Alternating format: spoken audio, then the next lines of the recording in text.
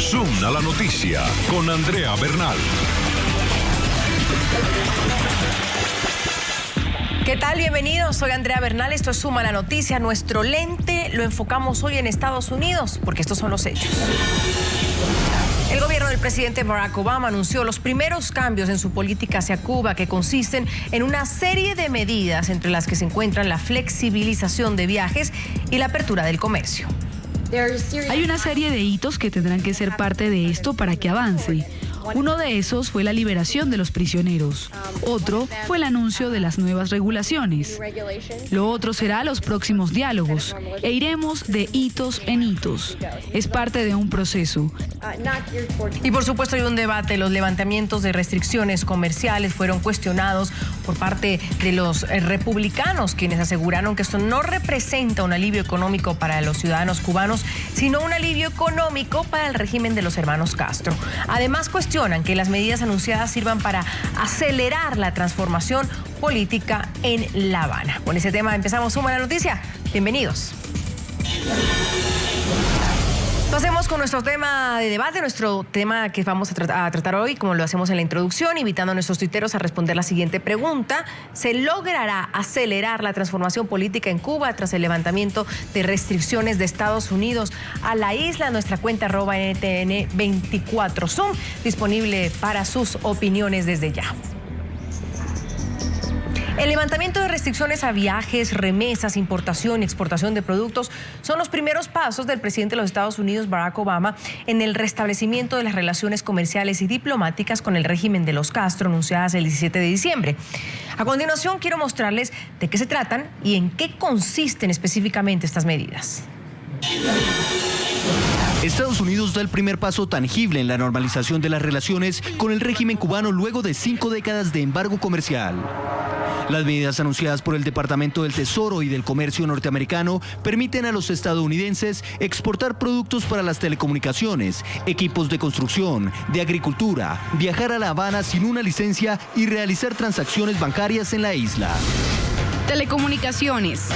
A partir del 16 de enero, los proveedores de telecomunicaciones podrán comenzar a hacer negocios para mejorar este servicio en Cuba. Dispositivos móviles, aplicaciones, televisores, dispositivos de memoria y grabación podrán exportarse a la isla. Viajes.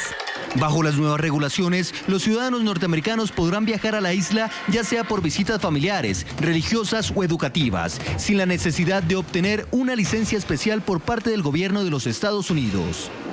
Las aerolíneas y agencias de viajes podrán ofrecer planes hacia la isla sin un permiso específico. Además de esto, los viajeros podrán llevar hasta $10,000 para sus familias en La Habana. Importación de bienes y servicios financieros. Los turistas podrán usar tarjetas de crédito y gastar dinero durante su estancia. Además de esto, podrán volver a territorio estadounidense con hasta $400 en mercancías de Cuba y hasta $100 en alcohol o tabaco. Las entidades financieras estadounidenses podrán procesar transacciones bancarias desde y hacia la isla. Los límites para las remesas aumentarán de $500 a $2,000 por trimestre. Por otro lado, los giros para proyectos humanitarios o apoyo al desarrollo del pueblo cubano no tendrán un tope. Agricultura y construcción.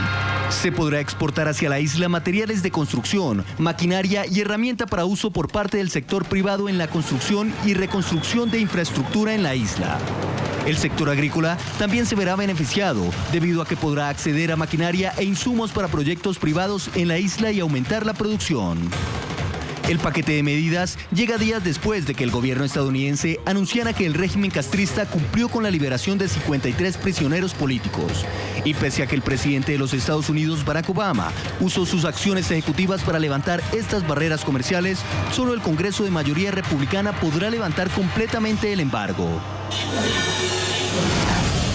Abrimos esta mesa de debate. Saludo desde Miami a John Suárez, el secretario internacional del Directorio Democrático Cubano. Bienvenido. Desde esta ciudad también nos acompaña Jorge de Armas, director de la organización Cuban Americans for Engagement. Y desde La Habana, Cuba, está con nosotros Yusnavi Pérez, un reconocido tuitero, muy famoso en las redes sociales, periodista también, bloguero. Gracias por acompañarnos, señores. Señor Suárez, quiero empezar sin duda por el gran tema de debate que ha aparecido el día de hoy, cuando los republicanos, y no solo los republicanos, también hay gente en la comunidad internacional que se pregunta o que demanda y dice que este alivio de Estados Unidos a Cuba solo va a enriquecer a un tirano y a su régimen, mientras otros dicen, bueno, no, sí, va a repercutir directamente en la vida de los cubanos en la isla. Pongámoslo en contexto, entendámoslo, cómo realmente estas medidas, estas flexibilizaciones pueden repercutir directamente en la vida de un cubano en la isla. Bienvenido. Gracias por la invitación. Primero, lo que existe en Cuba es un Estado totalitario, comunista, con una economía planificada y centralizada y controlado por la familia Castro y su cúpula del poder. Entonces, cualquier inversión, cualquier dinero que se está enviando para allá termina en las arcas de la dictadura. Especialmente cuando estamos hablando de turismo, viajes, se tiene que recordar que la agencia que está al frente del turismo en Cuba es Gaviota, que es parte del Ministerio de las Fuerzas Armadas. Es decir, el dinero del turismo va a los sectores más represivos de los militares, también el Ministerio del Interior.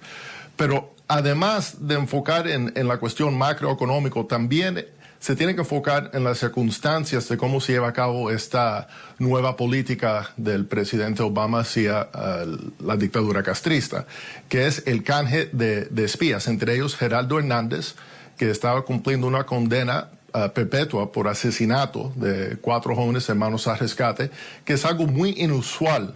Estados Unidos sí cambia espías, pero de liberar a alguien condenado por asesinato es algo que no se hace muy común en este país. Realmente no recuerdo otro episodio similar. Y creo que eso manda un mensaje muy peligroso para los elementos más represivos de línea dura dentro del régimen. Y también que lo cambiaron por Alan Gross, un inocente americano que fue secuestrado en diciembre de 2009.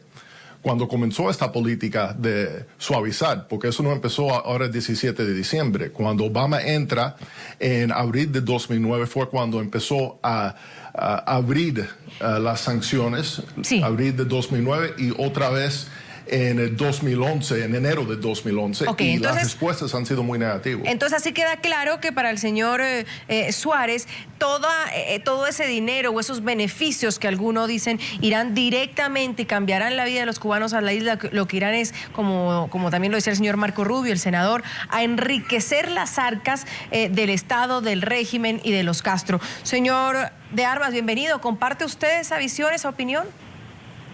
Muy buenas tardes, Andrea. Mucho gusto en estar en tu programa y un saludo a toda la audiencia latinoamericana y aquí en los Estados Unidos que nos escuchan. Gracias. Por supuesto que no puedo estar de acuerdo con un discurso tan desfasado, tan despasado, tan anclado en el consignismo que tanto le critican al gobierno de Cuba, hablando de este tipo, primero con muchos errores. Por ejemplo, Geraldo Hernández nunca fue condenado por asesinato, sino por conspiración para cometerlo, que es un delito, pero en fin, nos vamos al pasado. Yo creo que este es un momento histórico, es un momento en el cual estamos mirando hacia adelante y en el cual el presidente Obama ha tomado un paso de gran estadista, no solo al abrir el intercambio con Cuba en este sentido, sino en abrirse paso entre un tramado legislativo bastante complejo que hacía casi imposible las relaciones con Cuba. Todas estas medidas tienen un hito muy importante, que es despojar una medida totalmente anticonstitucional como es la prohibición de los ciudadanos norteamericanos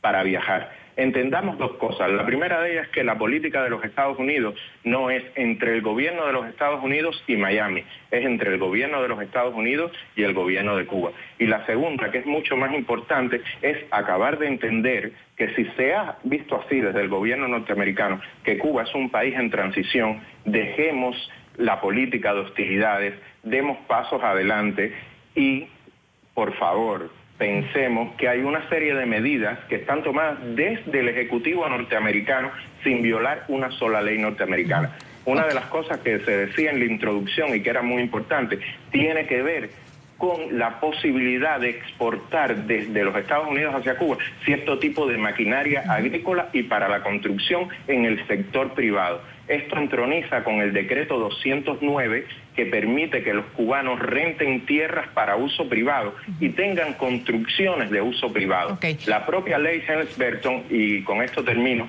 no especifica en ningún aspecto que no se pueda comerciar con Cuba.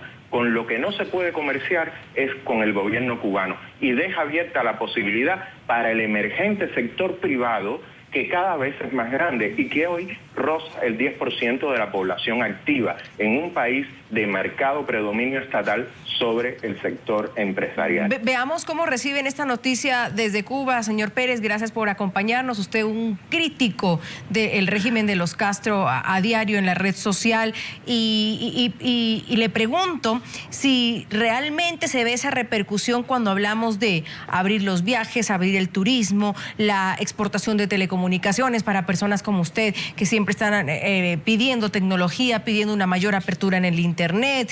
Se pueden llevar habanos ya a Estados Unidos. Es decir, el uso de las tarjetas de crédito. Mucho dice que esto va a activar sectores como el sector bancario, el sector de la banca. ¿Se siente que eso puede repercutir, afectar de forma positiva directamente a un cubano como usted, por ejemplo? Andrea, buenas tardes y un saludo. Mira, yo lo estoy tomando desde el punto de vista de que acá en Cuba tenemos un bloqueo interno. O sea, el régimen de La Habana impone sobre nosotros otro bloqueo que también hay que derribar. Por ejemplo, con el tema de Internet, Estados Unidos podrá proveerle al gobierno cubano o a la nación todo el Internet y toda la tecnología que quiera, pero el gobierno cubano no me permite a mí ni a ningún cubano contratar Internet en nuestro domicilio. Entonces, aquí tenemos un gran problema. Con el tema de las tarjetas de crédito pasa lo mismo. Las únicas instalaciones en Cuba que tienen permitido que se paguen con tarjetas de crédito son los locales, digamos, que pertenecen al gobierno o al Estado. Ningún negocio particular tiene permitido pues cobrar con tarjetas de crédito. Lo otro muy interesante es que quieren exportar maquinarias, quieren exportar materiales de construcción hacia Cuba. Pues déjeme decirle que los cubanos no tenemos el derecho de importar ningún tipo de artículos en estos momentos según la legislación actual.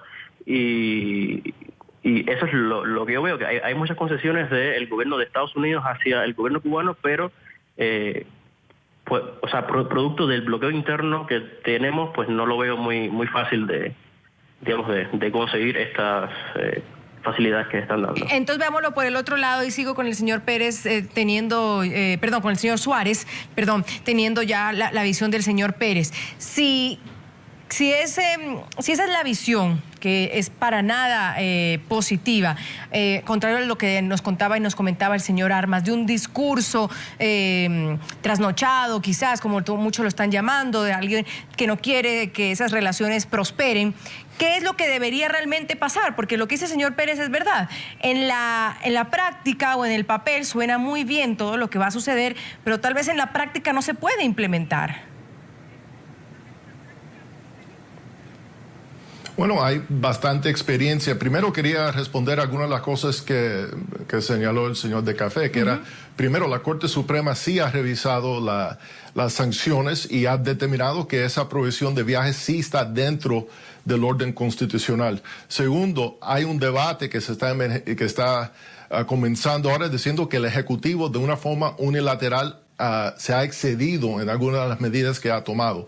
En términos de la práctica democrática de Estados Unidos, posiblemente se ha roto algunas reglas del juego con este paso de la administración de Obama, que se ha visto en otros casos recientemente. Es algo para preocupar a cualquier demócrata serio.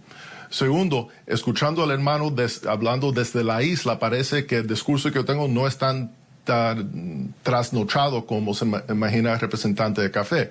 Es decir, hay un sistema totalitario, cerrado, que controla casi, si no 100%, 99% de la economía. Y estas medidas, en gran parte, especialmente los viajes, lo que van a empoderar son los sectores más represivos, que son los que están a mando del turismo, que es Gaviota y el Ministerio de las Fuerzas Armadas y el Ministerio del Interior. Y por último, Gerardo Sánchez fue condenado a cadena perpetua por conspiración de asesinato, que en las cortes americanas es equivalente a asesinato de 4 seres humanos. Ustedes ven muy difícil, señor de Armas, que poniendo Estados Unidos sobre la mesa todas estas concesiones, todas estas flexibilizaciones al régimen de los Castro, a Cuba, se pueda acelerar esa transformación política que se está pidiendo en la isla, que realmente podría quizás llevar a esa democracia, a esa libertad. ¿Lo ven ustedes como que puede servir como presión? Yo creo primero que no son concesiones, que vienen dentro de un paquete de medidas que abre una política que ha sido históricamente de hostilidades. Y por supuesto que sí, estoy totalmente de acuerdo en que Cuba ahora tendrá que instrumentar una serie de jurisprudencia para permitir este tipo de importación, que de hecho hasta cierto punto pudiera ser permitida en pequeñas cantidades y en cierto tipo de maquinaria, como ahora se hace en el sector no estatal. Pero sí, evidentemente Cuba tiene que posibilitar el uso de sus entidades bancarias de sistemas de aceptación de tarjetas de crédito emitidas por bancos norteamericanos. Tendrá que abrir unas licencias de importación para la economía emergente. Por supuesto que Cuba tiene que abrir y reestructurar mucho su sistema legal. Pero evidentemente cualquier excusa que se quite elimina el pretexto. Aquí estamos ante la ausencia de un pretexto. Así que no puede haber demasiadas excusas ni en uno ni en otro lado. Y esto es muy importante. Otro aspecto importante es la visión de los Estados Unidos sobre Cuba como un país en transición. Y la importancia, y me alegra mucho que este sea un programa que se emita desde Colombia, la importancia que ha tenido para quitar a Cuba de la lista de países terroristas, precisamente la mediación del gobierno de Cuba en las conversaciones de paz entre la guerrilla y el gobierno colombiano. Incluso en alguien que evidentemente no es un muy amigo del gobierno cubano, como Álvaro Uribe, que en su autobiografía, alguien de postura antiguerrillera total, recuerda las llamadas de Fidel, esas llamadas nocturnas, como un paso previo a las negociaciones y terminar con ese conflicto que tanta sangre ha costado al digno pueblo de Colombia.